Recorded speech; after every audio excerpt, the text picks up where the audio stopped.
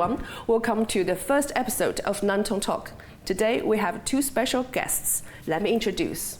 First, Mr. Arthur. He's a teacher, also a content creator.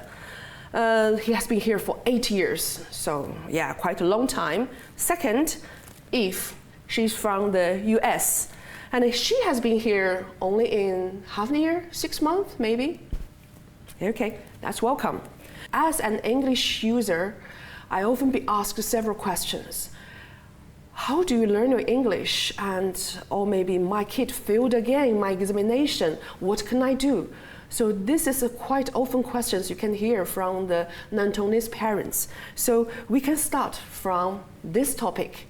Since you two are native speakers, maybe you can help us to figure out how to improve English and what is the real role of language in our daily life.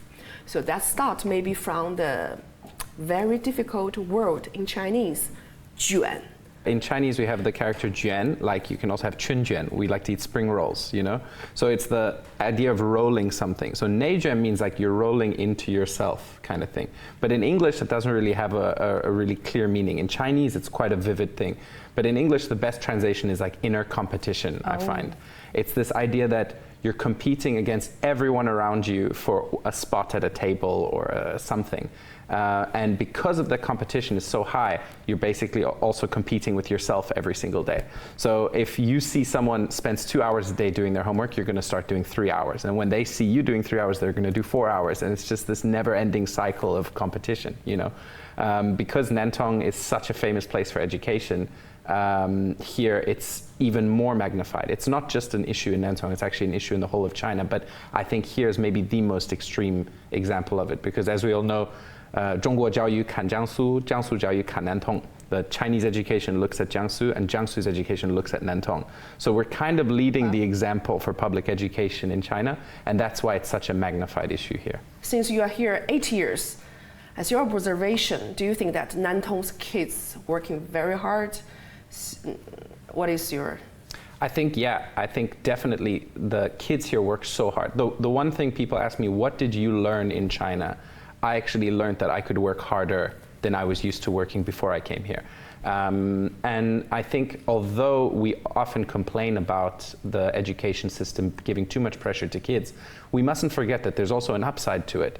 The upside is that some of the most capable and incredible students I've ever met come from Nantong. So there is a method to the madness in the system. Some kids come out with incredible ability to work, problem solve, but I think that the most impressive students I've seen, they've all found a balance point, 一个平衡点, in their life. And a lot of that actually comes from their parents and their teachers rather than from the system. The system by itself is actually not that bad. It's what we make the kids do outside that gives them all the extra pressure. So I think if we can find a balance point, actually I think Nantong is completely fine. It's just about teaching parents that homework and studying and testing, it's not the only way to learn. There are other ways to do it too. You know, when you are driving the car in the street at 9 o'clock, 10 o'clock, you can see the crowd of people. They just pick their kids back from the school. Yeah. So this is quite special thing in China, in Nantong, especially in Nantong. Yeah. How much time did you used to spend on homework a day, would you say? In my time, homework, 2 hours, 3 hours, maybe more. How about you, Eve? I don't think I'm a normal example of an American. I worked really hard. Oh, I really liked school. Really? Yeah. I was a really good student and I loved to read and I loved school. So I spent a lot of time on my homework. But a normal student, maybe no time or maybe 30 minutes or very little. Yeah, not much at all. You are graduated from Columbia, come on. Yeah. Yeah. That makes sense. That's another example, right? It's the kids who do homework and the kids who study harder, they will achieve better results. The problem is when everyone is studying harder and everyone's doing homework and everyone's at that level, then how do you separate these amazing candidates? I've had students come to me crying, saying that they got 1 mark wrong on a test in China, right? Crying, I got 99%. I look at them like, what's the problem? 99% is still so good, but the standards are just so much higher. You don't need to be 100% or 100 scores, and you don't need to be perfect, but not all the parents think so. Maybe my parents are from Nantong, because I think I relate more to the way the kids are having it in Nantong, because that was the way I grew up. I could not get a question wrong, then I would freak out, yeah. I came out as the second child. My parents kind of let me choose. They had their baseline. You have to do this. Because for me to go to university in my country, I only needed to get 75% or 80%. So they believe that although it's important to keep your grades up, there are other things that are also important. So my parents actually pushed me a lot more with things like sports and with activities, clubs, social clubs, public speaking. That was where I got most of the pressure when I was a kid, because if I told my dad I like acting in a play, then my dad would push me to be the best at acting in my school. So we also have that kind of juan in our countries, but it's not just for tests. Yeah. Because China, we know the population is so big, it's testing that allows us to decide who can go in, who can go out of university, right?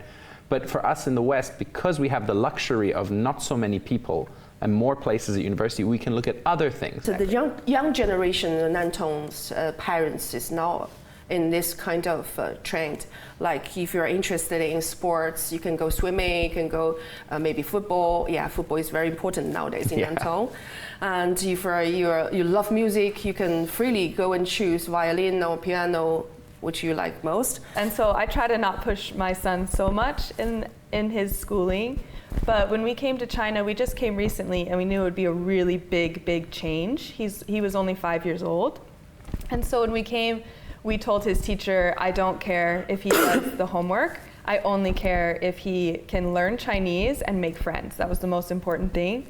And so we sent him to school and just focused on that, making friends. And all of the kids in his class are so nice, and I love them so much, and I'm so grateful to their parents, because every single kid in his class is super friendly to him. They all teach him new words. They will speak a little slower so he can understand. And now, you've met my son, his Chinese is amazing, and he can speak almost fluently now, and he makes friends in Chinese, and he orders food in Chinese, and he is a little Chinese boy. We recently went to Suzhou, and he was talking to some people, and an older man said, he sounds like he's from Nantong.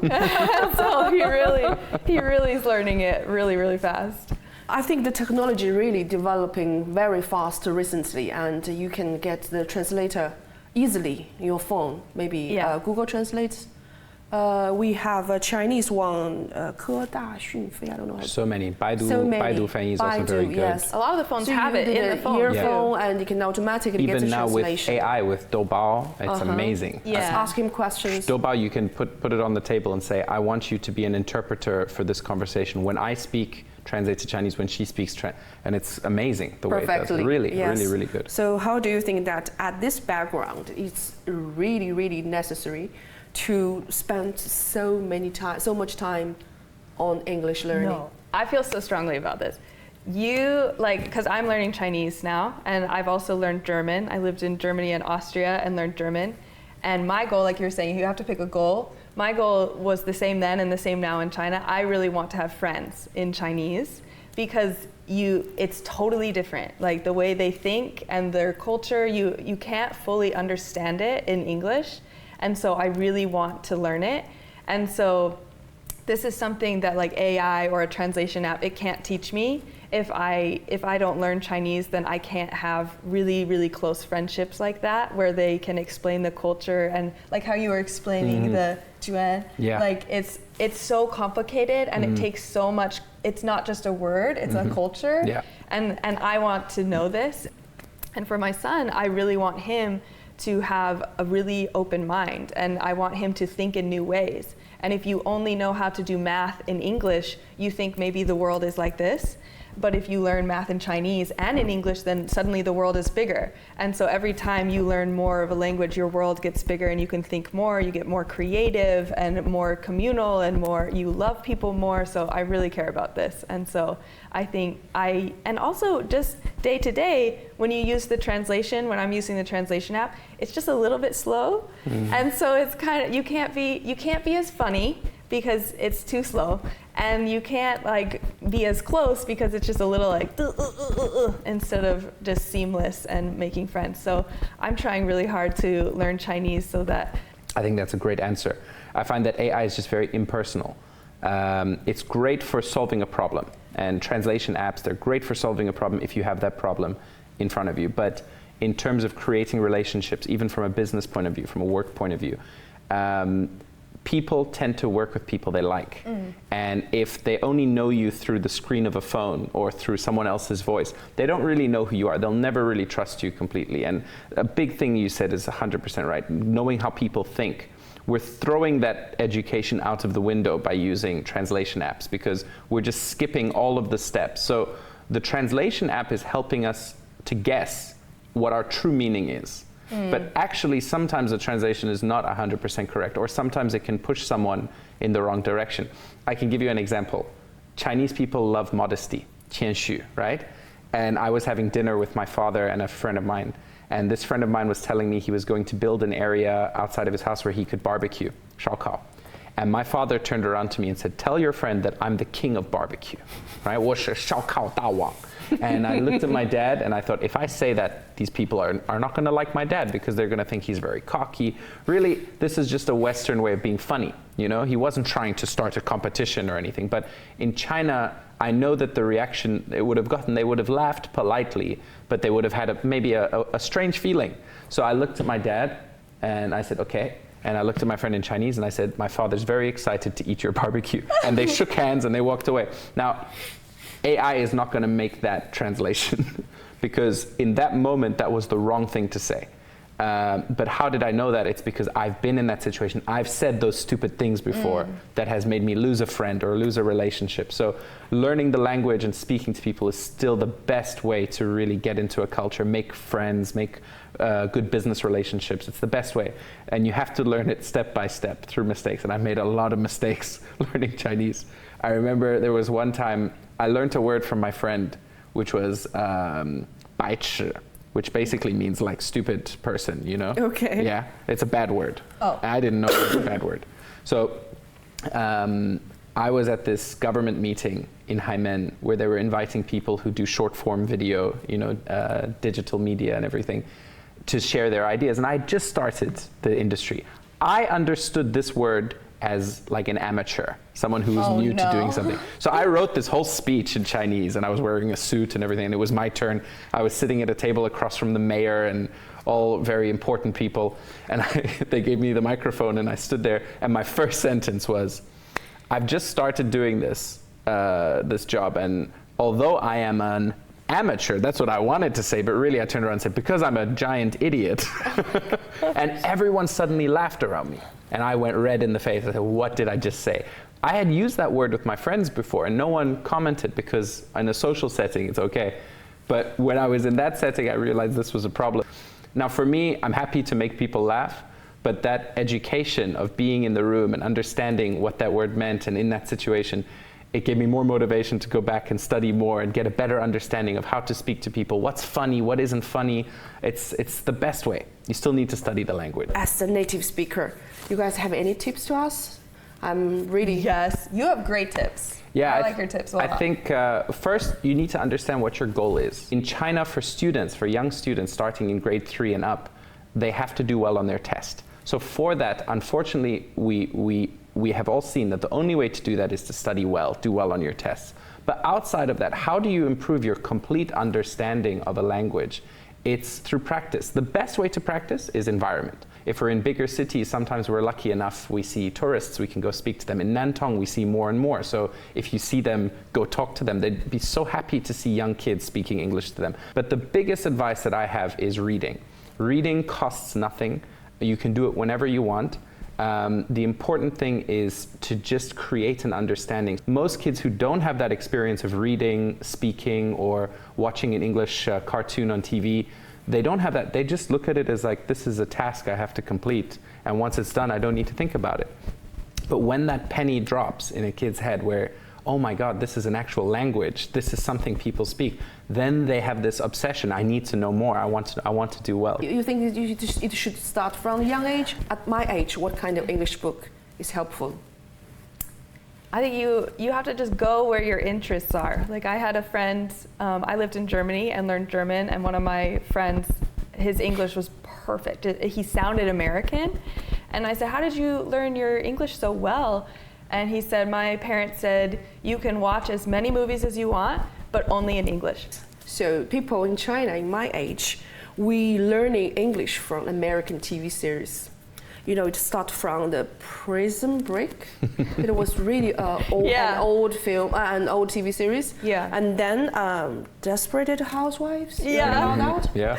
My Chinese friend just introduced me to it. I've never seen it. I used to watch it when I was a you kid. did? With my mom and my sister. Most young Chinese adults, they watch TV, they have a base of English, so they can follow it. What's amazing with young kids, I know a lot of young kids who, it's the same thing, their parents let them watch certain cartoons only in English. There's a great one from Australia. Peppa Pig is fantastic, but it's quite young. Yeah. There's a great one from Australia now called Bluey, which a lot of kids really enjoy. And what's amazing, I was playing chess with a friend of mine's son, and he can speak a little bit of English, and we were playing chess, and all of a sudden he goes, today I'm going to destroy you. And I said, this word destroy, where did you learn it? He said, I saw it in a cartoon. And I said, do you know what it means? He's like, I think it means beat, but big beat. And I was like, yeah, that's exactly what it means. You know, like you're going to beat me so badly. And it's amazing how people can pick up words just like that. Now my Chinese is at a level where I'm doing that. I learn words from people in a situation, like on a TV show, for example. I hear someone say something and I go, oh, okay, in that situation, I can use that word.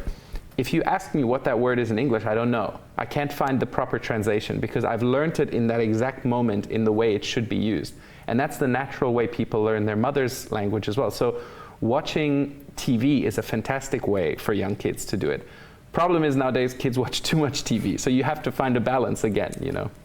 Do you think that Chinese are too shy to speak English? Yes, they're way too shy. And the thing is, they know way more than they think, is my experience. Especially in Nantong, I feel like all the kids I talk to, once they're comfortable, they start speaking a lot, and they actually know quite a bit, and I can really understand them when they use a lot of words. Just keep talking, then I will definitely understand. You know, every language, I always say, you will never finish studying a language. Even English, I'm always learning. I learn new words in English every day.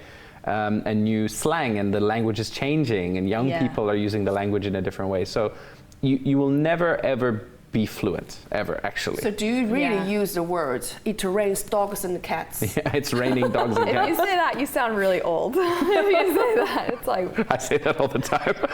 You guys are old. All the time.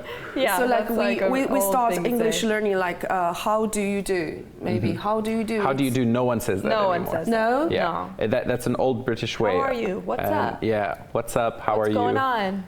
How are you today? How do you do? Like my grandmother still says that to me. This is the thing, it's so funny.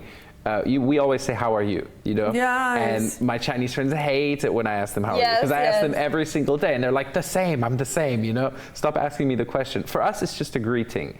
But although it's just a greeting, it's also an invitation to say, if there's something on your mind or something that you're keeping in, like I'm here for you to let it out, you know? So if I say to a friend, how are you? Most of the time they say, I'm good. But sometimes they say, I'm not doing well. And then they need to go and talk. Yes. So for us, it's a very polite thing to always say to people. My advice to Chinese people is don't worry about it so much. They I'm always worried feel, about that. They always feel Because I know that the answer should be, I'm fine, thank you, and you. No. This is from our textbook for long history, like more than 100 years. So but you know what the problem is now? The problem is now you go into, for example, I go visit an office and I pop my head into a room of employees who I've never met. I say, hi everyone, how are you? I'm and then fine. They all go, I'm fine, thank you, and you? And then they all laugh. they'll go, haha, because it's become an inside joke in China that this is what everyone is going to say. So you don't have to, I encourage people to always make their own answers, you know, a word that you like. I'm fantastic, I'm amazing, I'm doing okay, whatever.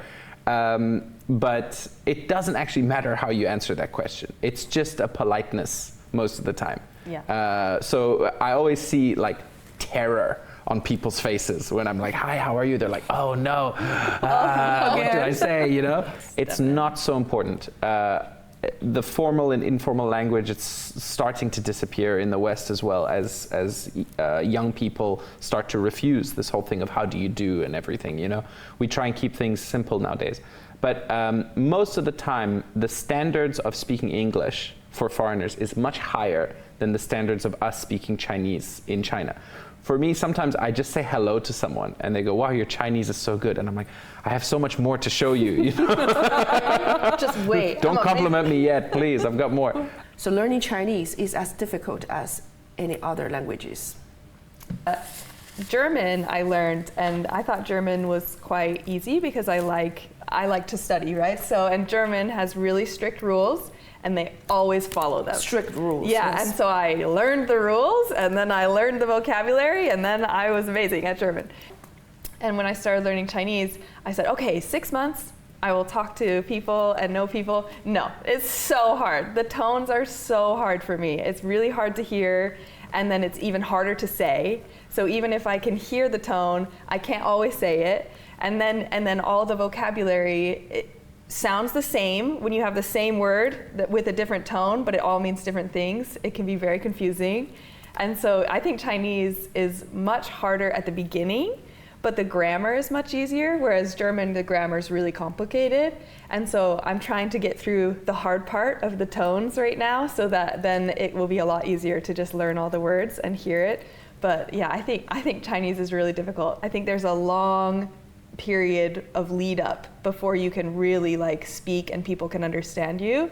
Whereas for German, I could just throw words out there and they would understand. And so I think for Chinese, it's a long time to get there, but once you get there, then I think you can also just throw words. You're beyond, you're way beyond this. You're just like it's two different language systems, you know? Like when I was a kid, I spoke French and English. And then later I went to learn Portuguese. And I learned how to speak Portuguese in 3 months because it's exactly the same system as English and French. The grammar, the way we conjugate the grammar, it's different words, but in the same places. So it's pretty easy. And even German and English, they're both Germanic, right? So it's pretty easy to learn them. But it's like asking someone, can you draw a rabbit? And they're like, yeah. Well, what about a fish? Yeah. And they say, okay, now draw a horse, but with your left hand. Whoa, like this is a whole different situation now because Chinese, where you put things is different.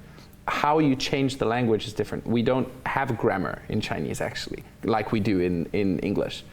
We don't have tenses. It's all contextual. So it's you have to learn to walk again, kind of thing.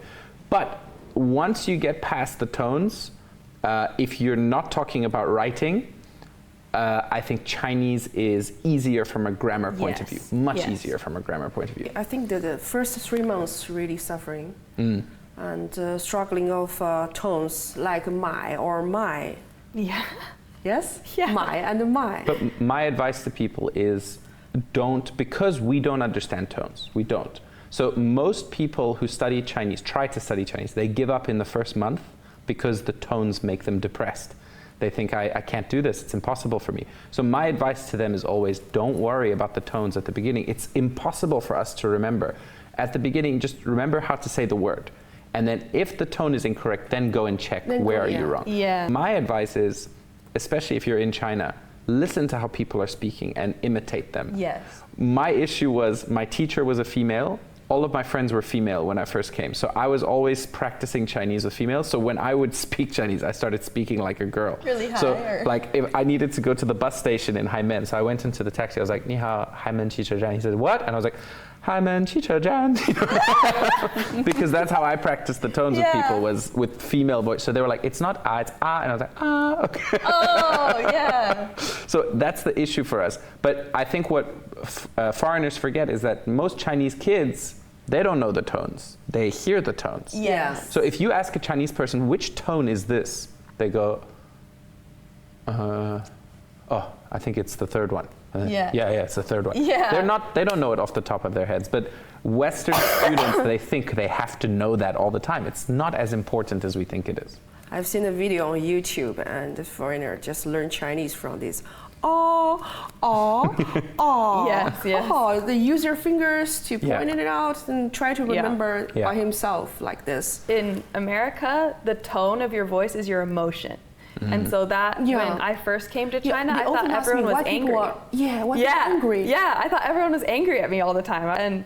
And then you realize that they're not angry. They're actually the exact opposite. They're usually really happy and excited to meet you. Yeah. But yeah, it was very confusing because the tone in America is just your emotion. And so like every word can have every tone, just depends on how you feel. And so I have to split my brain. I have to make like you were saying, make a new system where I'm like, okay, tones are just the word. It has nothing to do with how I feel about it. And so that's harder for my brain to dissociate the feeling from the sound. My teacher making me speak sentences so slowly, like 你好,我是罗亚瑟. And then I would go out into the world and I'd be like 你好,我是罗亚瑟. And they go,罗亚瑟是吧? Yeah. Just speaking so fast. And I was like, no way his tones were correct. There's no way. I don't believe it. I don't believe it. There's no chance. When I used to call taxi, 出租车, I was like that shouting. And then this guy across the street, 出租车. See, the tones are correct. But it is correct. You got it. Yes. You're Chinese now. You can do Yeah, it. maybe. But at the beginning, it was really difficult. But again, I think it just comes back to that thing of don't be so hard on yourself. Yeah. People don't understand. That's the biggest motivation to go back and study. Why didn't they understand, you know? It is Nantong Talk. Let's come back to Nantong. And what makes Nantong special? Like our English learning, our education, our I what? think today we have we have someone who's just arrived and someone who's been here for a long time. So let's go through first impressions. I'll take you back to how we chose Nantong, because when we were in America, we could have chosen anywhere. We were looking for something near Shanghai because I really want to have a baby. And so we wanted to live close enough to Shanghai that if I want to have some more international baby assistance or a hospital or something, I could if I want. But I don't want to live in Shanghai because it's so busy and it's too international. And then we zoom into the map and we see Nantong and we're like, wow, it's pretty close. And then we talk to the school and everyone says, why would you want to move here? It's quiet, there are families, there's lots of flowers. I was like, that's all of those reasons. That's exactly why we want to move there. People are super nice. It's very Chinese still. It doesn't feel like Suzhou or Shanghai. It doesn't feel like there are foreigners everywhere. And we get to make friends and hear Chinese all day long and go to Chinese restaurants and really get into the culture. And then Nantong is beautiful. It has flowers all year round. It's very green. I'm from the desert. Tulips on the road. Incredible. I can't believe it. And you see all the people when they're out and they're just like swapping the flowers so fast. And I love it. It's green and beautiful and the people are nice and you can find so much food here too. I don't know your space. I found it. You found it. Congrats. When I came to China, I had a friend who was in Haimen, Nantong, which is even smaller than Nantong. And I told him I want to study Mandarin. He said, don't go to a big city. He said, at that time I thought I was only going to come for 1 year. He said, if you go to a big city, you're going to find foreign friends and you're just going to go to the bar every day and speak English. That's all you're going to do. So he said, I'll tell you what, come over to Haimen. I'll introduce you to some of my local friends. He was planning to go back to his country, so it was perfect timing. I would continue renting his apartment. It was, okay, I'll go there and have a look. And I would take the bus from Haimen to Suzhou every week. And I always had this idea, go live in Shanghai one day, because it's close by, it's a big city, I have to go live there, you know. And I used to travel to Shanghai a lot. I love Shanghai, it's a great city. But then when I started to look at it from a point of view of, okay, I need to rent a house there, it costs way too much. The speed of life, taking the metro every day, I was thinking, do I really want to have to do that? I liked riding my e-bike in Nantong, you know. And then the more I looked at it, the more I realized Nantong suited life, just day-to-day life, you know. Then what I started to realize the more I stayed was that Nantong was growing at a rate that it's very rare to see in China today. I think maybe a lot of Chinese felt that in the 80s and 90s, but also from an economic point of view, as a young person, Nantong is a really exciting place to be right now, because cities like Shanghai, Chongqing, Tianjin, Beijing, amazing cities, they're hitting barriers. They can't keep growing because they're already so big. And other cities around them, cities like Suzhou and Guangzhou and Shenzhen, they're also facing that same sort of pingjing, right? Bottleneck. But cities like Nantong are the ones that are really expanding a lot. So there's a lot of opportunity here for young people, foreigners and Chinese alike. So it's a really exciting place to work, because since I've been here, shopping centers have been opening left, right, and center, new roads, train stations, metros. It's such an exciting place to be because everything is just happening all the time. So a lot of local Nantongese don't look at their city in this way. They always see it as like, oh, you know, this is just our home, this is what Nantong is. But I think if they get a chance to really travel more, not only around China, but even to other countries, and look at Nantong from another point of view, this is a super, super exciting city to be in for the next 5-10 years. And even beyond. But I think in the next 10 years, we're going to see Nantong really explode in many, many ways.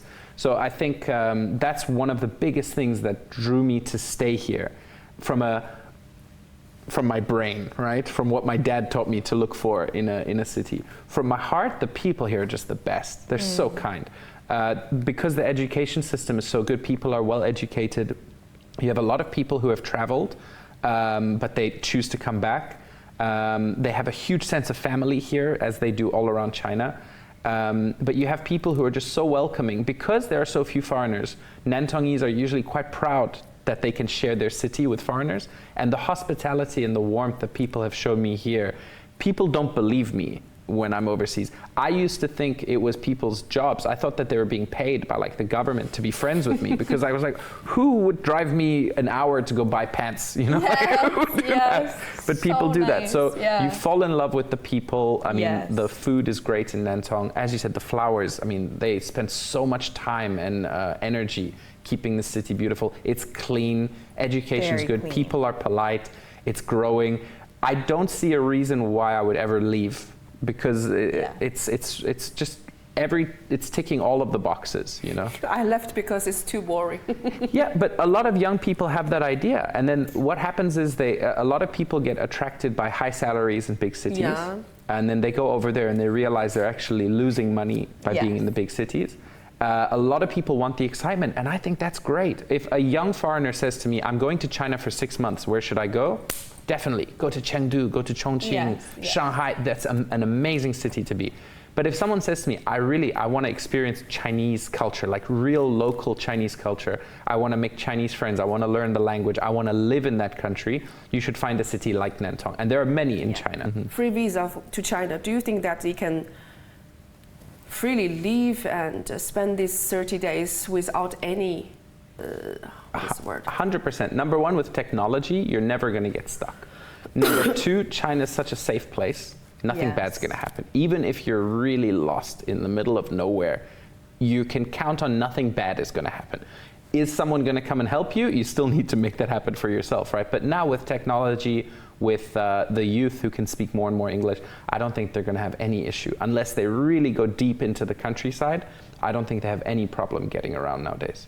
So Eve, do you have got any problems when you first came to China?